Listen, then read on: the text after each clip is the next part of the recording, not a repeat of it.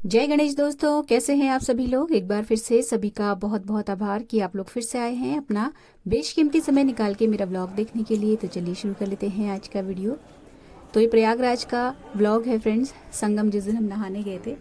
पूर्णमासी के दिन हम चले थे रात को और उसके नेक्स्ट डे मॉर्निंग पहुंच गए थे 11 साढ़े 11 बजे के अराउंड। अच्छा, दिल्ली से प्रयागराज के लिए कुंभ स्पेशल ट्रेन चल रही है, उसमें हमें बाई लक रिजर्वेशन मिल गया 6 लोगों का और वो हमने करा लिया। बहुत हल्के ये ट्रेन चल रही थी, लेकिन शुक्र है भगवान जी का कि हमें रिजर्वेशन मिल गया था और हम नेक्स्ट डे मॉर्निंग 10:30-11 बजे के अराउंड फाफा मऊ पहुंच गए थे। फाफा मऊ रेलवे स्टेशन आधा किलोमीटर हमने वहां से पैदल चला है। उसके बाद आधा किलोमीटर के अराउंड जो है चलना पड़ेगा। उसके बाद ऑटो या ई रिक्शा या बस सब कुछ मिल जाता है। हमें मिल गई थी महाकुंभ 2025 की शटल सेवा, जो कि स्पेशली चलाई गई है मेले के लिए सरकार के द्वारा। फ्री ऑफ कॉस्ट है, बिल्कुल एक भी पैसा आपको नहीं देना है। दुनिया भर के स्टेट्स से बसें मंगाई गई हैं इस शहर में, जिससे कि यात्रियों को बिल्कुल भी किसी भी तरीके से कन्वीनियंस में तकलीफ ना हो। अब बहुत ज़्यादा लाखों करोड़ों यात्री जब पहुंचेंगे तो थोड़ा बहुत तो कष्ट उठाना ही पड़ेगा। देखिए, उसके बाद हमें यहाँ ये जो बस थी इसने मतलब संगम से थोड़ा पहले छोड़ दिया था, यहीं तक ये जा रही थी। उसके बाद हमने फिर ऑटो किया। ऑटो से भी हमने लगभग आधा पौन घंटे का ट्रेवल किया है संगम नाम के स्थान पे पहुंचने के लिए। और वहाँ पे पहुंचने के मतलब बाद, जैसे यहाँ पे सारे लोग जो है ऑटो से, बस से, ये जो शटल चल रही थी इनसे, और मतलब जिसको जो सुविधा मिल रही थी वो उससे ट्रेवल कर रहा था। तो यहाँ पे थोड़ा सा आपको चलना भी पड़ेगा और आपको ऑटो भी मिल जाएगा। सब चीज़ मिक्स है फ्रेंड्स, कोई मतलब सबका एक्सपीरियंस अलग अलग है कुंभ मेले में। मैं आपको बताऊं, कोई बहुत ज़्यादा मज़े में रह के गया है, किसी को कुछ तकलीफ़ें भी हुई हैं, ऐसा नहीं है। तो संगम नाम के इस जगह पे पहुंचने के बाद, ये देखिए संगम से आप कंफ्यूज ना हो कि संगम वो त्रिवेणी संगम है जहाँ हम नहाते हैं। इस जगह का नाम भी संगम है और ये बहुत बड़े एरिया में फैला हुआ एरिया है। तो यहाँ पे जब हम लोगों को ऑटो ने उतारा तो उसके बाद फिर हमने पहले बन और मक्खन और चाय का नाश्ता किया, क्योंकि भूखे थे सारे लोग, रात को खा के चले थे। सेक्टर 1 पे हमें पहुंचना था, जहां हमारे रुकने का थोड़ा बहुत अरेंजमेंट था और हम वहां तक पैदल चले थे। तो धूल भरी, बहुत ज़्यादा रेता और धूल भरी हवाएं चल रही हैं फ्रेंड्स। मैं आपको इस पूरे वीडियो में जो जो करना है और जो नहीं करना है ये सारी चीज़ें बताती चलूंगी ब्लॉग के साथ साथ। तो पहली चीज़ तो ये है कि यहाँ पर धूल भरी हवा बहुत चल रही है, क्योंकि ये पूरा का पूरा नदी वाली जगह है। तो यहाँ पे रेत और धूल बहुत ज़्यादा है। हालांकि प्रशासन की तरफ से लगातार पानी का छिड़काव किया जा रहा है, लेकिन इतने बड़े एरिया को पूरा टाइम गीला रखना संभव नहीं है। तो आप जब घर से चलें तो एक कॉटन का स्कार्फ या दुपट्टा ज़रूर लेके चलें, जिससे कि आप अपना नाक और सिर अच्छे से कवर कर लें। जैसे स्कूटी पहनते समय हम लोग बिल्कुल अच्छे से कवर करते हैं ना, उस तरीके से। तो वो ज़रूर रखना है आपने, और एक चश्मा ज़रूर रखिएगा काला वाला। इसके बाद हम सेक्टर 1 पहुंचे। थोड़ा सा यहाँ पे कन्फ्यूजन था हमें, हमारा अच्छे से अरेंजमेंट नहीं हो पाया था यहाँ पे सेक्टर 1 में रुक पाने का। तो हम बाद में यहाँ से शिफ्ट हुए हैं, वो एक अलग कहानी है, आपको आगे पता चलेगी। खैर, जहाँ पे हमारा सेक्टर 1 पे इंतजाम था रुकने का, वहाँ पे हम लोगों ने पहले चेंज किया और उसके बाद हमने थोड़ा सा रिफ्रेशमेंट लिया। मस्ती मजाक यहाँ पे चल रहा था लगातार। तो इसके बाद जो है ये मट्ठा मैं पी रही हूँ पॉलिथीन में डायरेक्टली सीधे मुंह में लगा के। तो सब हंस रहे हैं क्योंकि सबने टेट्रा पैक लिया था और मैं उनको चिढ़ा रही थी कि देखो तुम लोगों ने मतलब मुझसे महंगा लिया और मैं तुमसे ज़्यादा अमाउंट में मट्ठा पी रही हूँ और ज़्यादा मज़े कर रही हूँ। इस तरीके से चल रहा था। तो हम लोग यहाँ से पैदल चल दिए संगम की ओर नहाने के लिए। एक यहाँ पे आपको ध्यान रखना है दोस्तों, नहाने के लिए आप कॉटन का सूट रखिएगा। गलती से भी जाड़े हैं या थोड़ी बहुत सर्दी है या ठंड में ठंड लगेगी ये सोच के गर्म कपड़े मत रखिएगा। सूती आपका जो भी सूट है या आप जो भी पजामा टी शर्ट पहन के नहाने वाले हो वो रखिएगा, जो कि इजी टू ड्राई हो, हवा में जल्दी से सूख जाए, आपको परेशानी ना हो। तो हम लोग जब पैदल चले थे ना, तो रास्ते के आपको मैं ये सारी क्लिप्स दिखा रही हूँ। पूरे एरिया में, जैसे आप नैनीताल अगर गए होंगे, नैनीताल या मसूरी, तो आप जैसे मॉल रोड होती है ना, पूरे साइड में शॉपिंग के लिए जगह बनी रहती है। इस तरीके का यहाँ पे बहुत सारी चीज़ें, बहुत सारे स्टॉल्स या लोकल वेंडर्स की लगे हुए थे यहाँ पे सामान। तो हमें क्या हुआ कि हमें थोड़ी सी गाइडेंस नहीं थी, क्योंकि हम बहुत ज़्यादा मतलब एकदम से हमारा जाने का प्लान बना, तो गाइडेंस नहीं होने की वजह से हम बहुत ज़्यादा भटके हैं। बहुत ज़्यादा हम लोग गलत भी चले हैं, किलोमीटरों हम लोग गलत चल चल के वापस अपनी जगह पे आए हैं। तो हमारा टाइम बहुत ख़राब हुआ था। खैर, जैसे तैसे भटकते हुए गिरते पड़ते हम लोग पहुँचे हैं फाइनली यहाँ पे। यहाँ पे हमने पहले स्नान किया। तो ये जो जगह है ना फ्रेंड्स, ये संगम नहीं है जहाँ पे त्रिवेणी यानी कि तीनों नदियाँ मिलती हैं। जो त्रिवेणी है वहाँ पे बोट से जाया जाता है और वहाँ नहाने, मतलब आप बोट से पहुँचोगे फिर जाके वहाँ पे त्रिवेणी में नहाने को मिलता है। ये वो जगह नहीं है। तो हम फिलहाल मतलब नहा तो आप कहीं भी सकते हो, सारा का सारा संगम का ही एरिया है, लेकिन प्रॉपर जो जिसे कहते हैं ना संगम, जहाँ तीन नदियाँ मिलती हैं, वहाँ पे नाव से जाया जाता है और वहाँ पे स्नान किया जाता है। बहुत सारे लोगों को मिल जाता है, किसी को नहीं मिलता। हमें नहीं मिला क्योंकि पहले दिन हम लोग भटकते रहे, हमें समझ में नहीं आया। सेकंड डे जब हमने स्टे किया है तो हमको जब तक समझ में आता तब तक इतनी तेज़ हवा चल रही थी कि नाव वगैरह चलनी बंद हो गई थी। डीएम के ऑर्डर्स आ गए थे कि नाव या बोट किसी मतलब ये चलेंगे नहीं। तो फिर हम लोग त्रिवेणी में नहीं नहा पाए। हमने 2 दिन नहाया लेकिन हम त्रिवेणी में नहीं नहा पाए, जो संगम है वहाँ पे। बाकी हमने घाट पे नहा के फुल एंजॉय पूरा टाइम किया। तो यहाँ पे देखिए इस तरीके से इंतज़ाम है कि मतलब सारे लोग नहा लें और पानी का बहाव बहुत ज़्यादा नहीं आए, क्योंकि देखिए किनारे पे लगाए हुए ना आपको ऑरेंज और ब्लू कलर के दिख रहे होंगे स्टॉपर टाइप के। तो इनकी वजह से जो पानी है वह कंट्रोल में रहता है। और इनके पार यानी कि उस साइड बहुत सारी बोट्स लगी हुई हैं जहाँ पे लगातार रेस्क्यू के लिए लोग खड़े हैं कि अगर कोई किसी का पैर फिसल जाए या कोई उस तरफ जाके गिर जाए या लापरवाही में कुछ भी हो सकता है, कोई भी दुर्घटना, तो उससे बचाने के लिए यहाँ पे कंटिन्यूअसली बहुत सारी बोट्स और उसमें रेस्क्यू करने वाले लोग का अरेंजमेंट था। तो यहाँ पे हम लोगों ने खूब मज़े किए, खूब मस्ती करी। पानी बिल्कुल बर्फीला ठंडा था। तो फिर यहाँ पे जब लोगों ने नहाया है ना, इसीलिए मैं आपसे कह रही हूँ कि अगर आप जाओगे तो सूती कपड़े लेके जाइएगा। गलती से भी बहुत ज़्यादा गर्म सूट मत ले जाइएगा। मैंने ये गलती मतलब हम लोगों ने करी, हम गर्म कपड़े ज़्यादा ले गए। लेकिन वहाँ चलने में मतलब धूप में एक तो देखिए चलना बहुत पड़ रहा है, मैं आपको बताऊँ। मतलब आप कहीं भी किसी भी टेंट में जाके रुको, आपको घाट तक पहुँचने के लिए अच्छा खासा वॉकिंग डिस्टेंस करना पड़ेगा अगर आप वीआईपी या वीवीआईपी नहीं हो तो इसके बाद देखिए हमने नहाया। नहाने के बाद वहाँ पे चेंज करने के लिए बहुत अच्छे अरेंजमेंट्स हैं, बहुत सारे रूम्स बने हुए, आप चेंज कर सकते हो, नो प्रॉब्लम। नहाने के बाद फ्रेश होने के बाद फिर हम लोग चल दिए थे अपने जहाँ पे हम लोग रुके हुए हैं। तो रास्ते में लेटे हुए हनुमान जी का मंदिर पड़ता है, जो कि बहुत ही प्रसिद्ध है। प्रयागराज का ये मंदिर बहुत ही विशाल है। ये जो किला टाइप का है ना, इसी के आगे वो मंदिर है। लेकिन हम लोग नहीं गए क्योंकि बहुत ही ज़्यादा लंबी लाइन थी। अगर हम वहाँ पे लगते तो शायद हमें शाम ही हो जाती। फ्रेंड्स, इस मंदिर के बारे में कहा जाता है कि जब गंगा नदी अपने पूरे उफान पे होती है और जब ऊपर डैम से पानी छोड़ा जाता है, मतलब जब अब गंगा नदी अपने प्रचंड वेग में होती है, तो वो नदी जो है हनुमान जी की जो मूर्ति बनी हुई ना, लेटे हुए हनुमान जी की मूर्ति, उसको छू के निकलती है। आप मतलब कितना ही उसके लिए अरेंजमेंट कर ले जाएं, लेकिन कुछ जो लहरें हैं वो उनको हनुमान जी को छूने जरूर आती हैं, ऐसा मैंने पढ़ा है और सुना है। उसके बाद हम जहाँ स्टे हमने किया था फिर वहीं पहुँचे।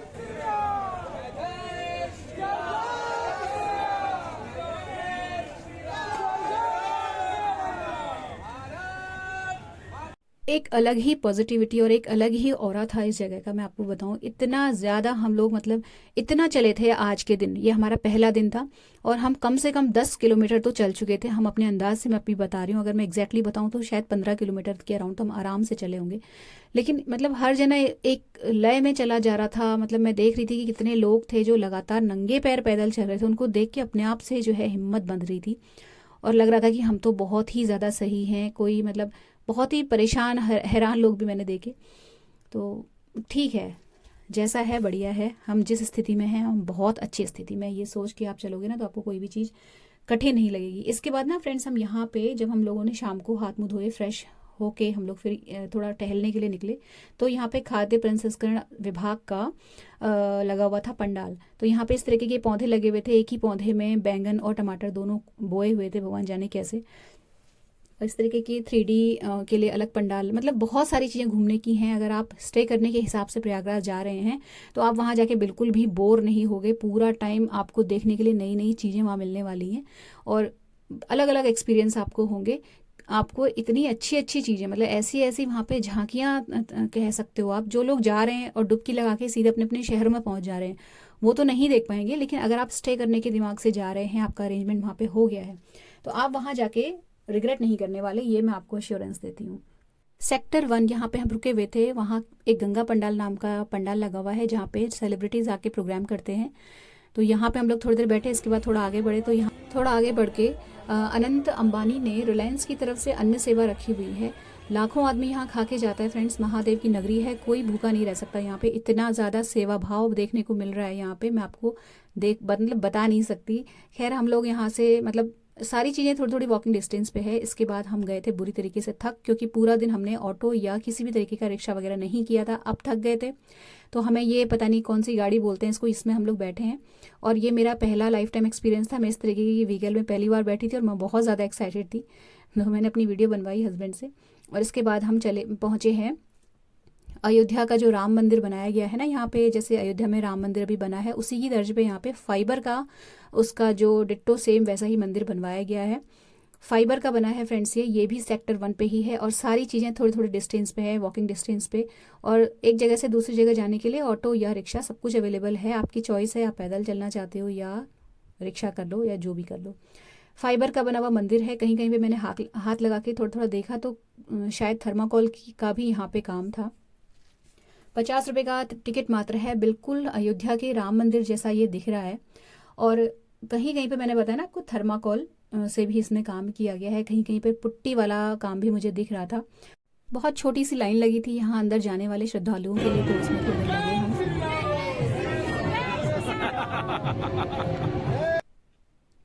और अंदर जैसे रामलला की मूर्ति लगी हुई है ना अयोध्या में, बिल्कुल वैसी ही मूर्ति है। बस फ़र्क ये है कि जो रामलला की ओरिजिनल मूर्ति अयोध्या में लगी हुई, उनकी आंखें जो पुतलियाँ हैं वो काली हैं, इनकी सफ़ेद थी। और ये मूर्ति भी शायद साउथ से कहीं से इंपोर्ट करके मंगाई गई है। इसके अगल बगल छोटा सा मेला कह सकते हो आप, बहुत सारे स्टॉल्स लगे हुए थे, तो सब जगह हम थोड़ा थोड़ा घूमे हैं। और संगम में जब हमने नहा लिया था ना, तो नहाने के बाद मैं आपको बताऊं, थकान बिल्कुल उतर चुकी थी। थोड़ा बहुत जो पैरों में दर्द था वो अगले दिन तक उतर गया था। खैर, इसके बाद हमें यहाँ नहीं रुकना था, जैसा कि मैंने आपको बताया कि सेक्टर 1 में 6 लोगों का इंतजाम नहीं हुआ था, तो हम बहुत लंबा चलते हुए, थोड़ा बहुत ऑटो, थोड़ा लंबा पैदल, इस तरीके से करते हुए सेक्टर 10 पहुँचे। वहाँ हम लोग के रुकने का अरेंजमेंट हुआ। ये जो एक्सपीरियंस था ये थोड़ा थकाने वाला था, ये जो हम लोग सेक्टर 1 से सेक्टर 10 तक पहुँचे हैं बड़ी मुश्किल से। इसके बाद जो पूरा का पूरा ट्रिप है वो बहुत मज़ेदार रहा। अगले दिन फ्रेश होके हम सभी चले थे कि हमने ये सोचा था कि जो त्रिवेणी है, जहाँ पे बोट से जाया जाता है, नाव से, वहाँ जाके नहाएंगे। तो उसके लिए हम पैदल बहुत दूर चले फ्रेंड्स। सेक्टर 10 से आप मान के चले कि हम 8-9 किलोमीटर चले हैं, और थोड़ा बहुत ऑटो, थोड़ा बहुत पैदल, ऐसे करके। लेकिन जब हम बिल्कुल पास पहुँच गए तब पता चला कि जब बहुत तेज़ हवाएं बहती हैं तो जो नाव सेवा है वो बंद कर दी जाती है। तो फिर हम त्रिवेणी में ऑलमोस्ट पहुंचने के बाद फिर उल्टे पैर वापस लौटे और सेक्टर 10 में वापस आए। मतलब हम लोग की किस्मत में नहीं था शायद उस त्रिवेणी में नहाना, क्योंकि हम 2 दिन रुके और दोनों ही दिन हम लोग नहीं नहा पाए। पहले दिन हम लोग कंफ्यूज हो गए और दूसरे दिन हवा बहुत तेज़ चल रही थी, तो वापस हम लोग सेक्टर 10 में आए। मन थोड़ा सा खिन्न था, लेकिन फिर जहाँ हम लोग रुके हुए थे उसके जो ओनर थे उस स्टैंड के, उन्होंने कहा कि आप सेक्टर 10 से जुड़े हुए घाट में जाइए, वहाँ आपको बहुत मज़ा आएगा।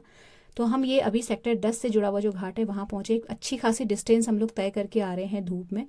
बहुत तेज़ हवाएं हैं फ्रेंड्स। अब मतलब जब अगर आप आओगे ना तो कॉटन का स्कार्फ लेके आइएगा, मैं आपको बता दूँ।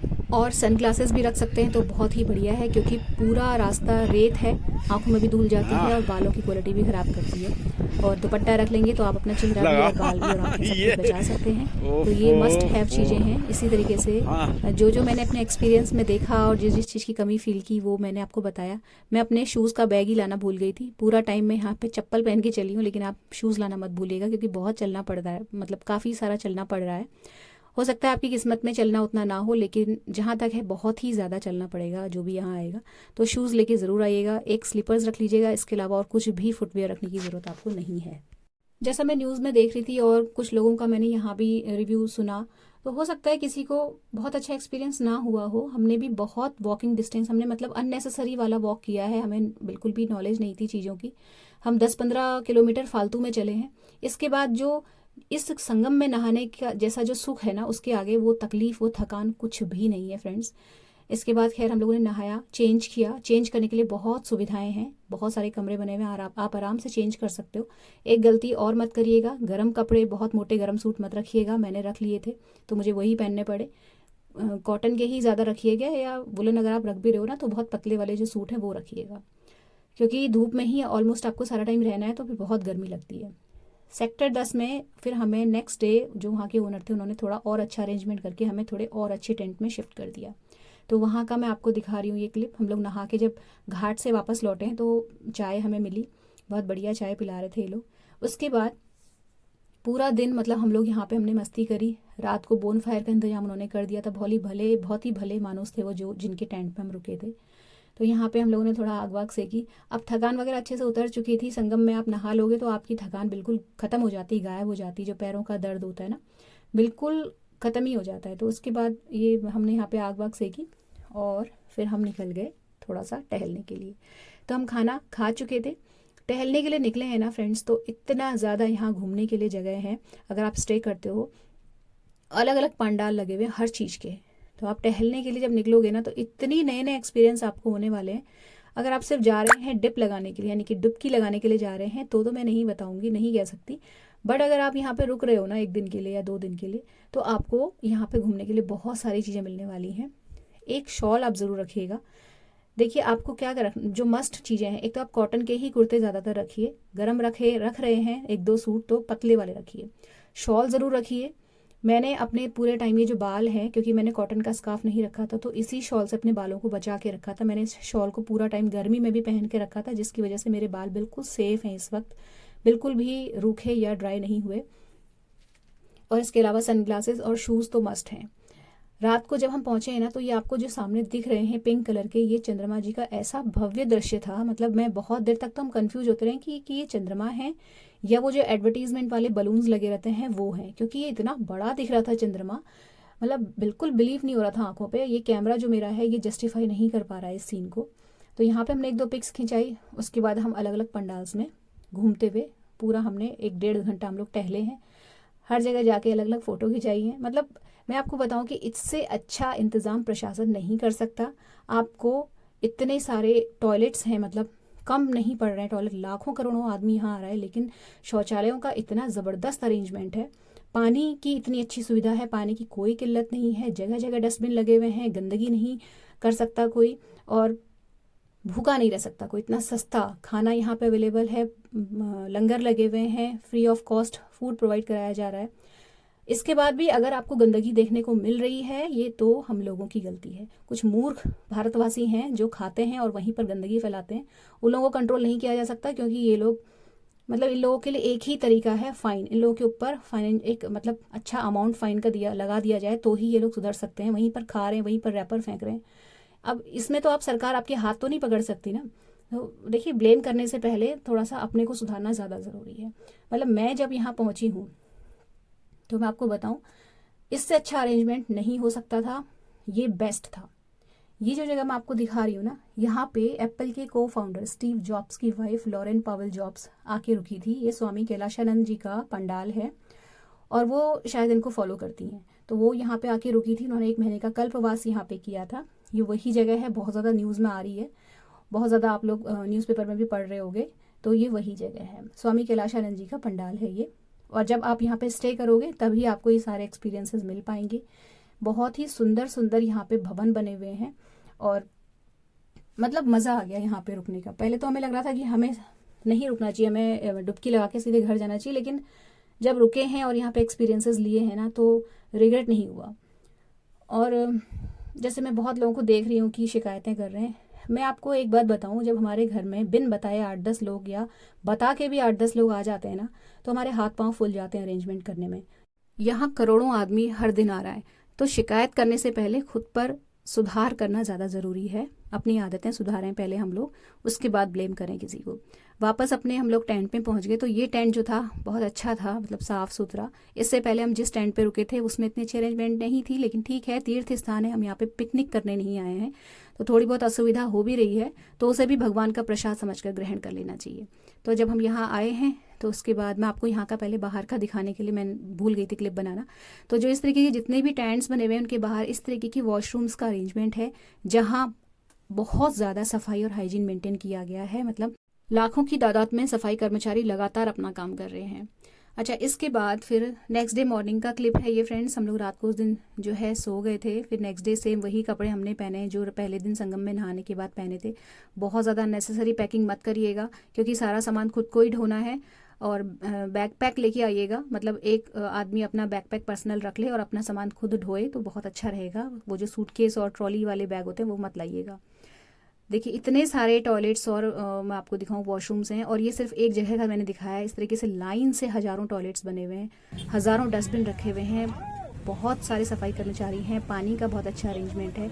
मतलब मज़ा आ जा रहा है देख के। अच्छा, इसके बाद फिर हम लोग निकल गए थे नेक्स्ट डे मॉर्निंग फाफा मऊ रेलवे स्टेशन के लिए। ये 15 तारीख का क्लिप है फ्रेंड्स। 15 तारीख को हम लोग वापस लौट रहे थे अपने घर को। 13 को हम लोग यहाँ पहुँचे थे और 14 को हम लोगों ने स्टे किया था।